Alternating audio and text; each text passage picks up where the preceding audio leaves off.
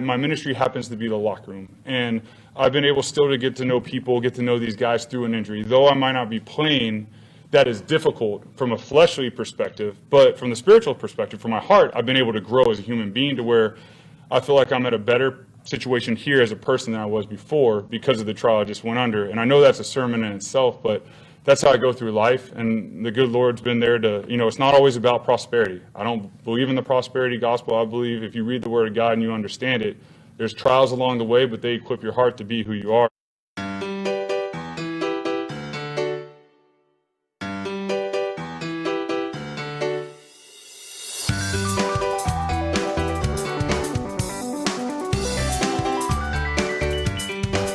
You said that you don't like to fly commercial because you don't want to get into a tube with a bunch of demons. Do you really believe that human beings are demons? No, I do not. And don't you ever say I did. Well, I've been studying this subject for probably 35 years and trying to match it up with the reality that I see around me. And my tendency is to believe that both ends of the spectrum are exaggerating and therefore in error.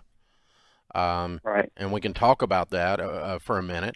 The prosperity side seems to indicate that if you're poor, then you must not have enough faith, Right. which is ridiculous. That word's not for everyone, but it's a particular person. You should have moved a long time ago. You're missing it, and your family's suffering by it. That's a word.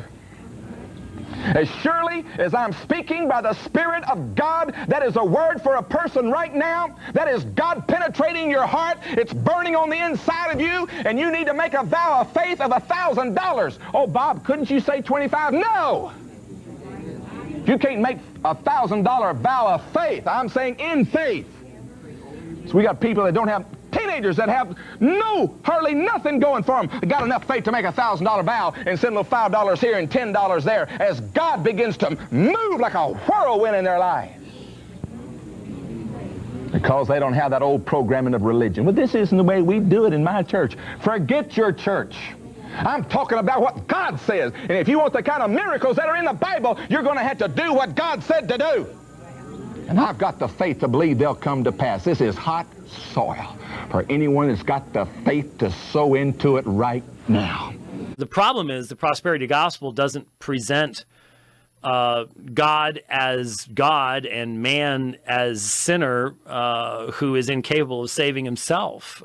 Many forms of the prosperity gospel have the idea that we're little gods and that we create our own reality and we speak reality into existence. And there's really, Jesus is born again in hell and all the rest of this absurd stuff that is more New Age wackoism than it is anything else. I don't believe in the prosperity gospel. I believe if you read the Word of God and you understand it, there's trials along the way, but they equip your heart to be who you are.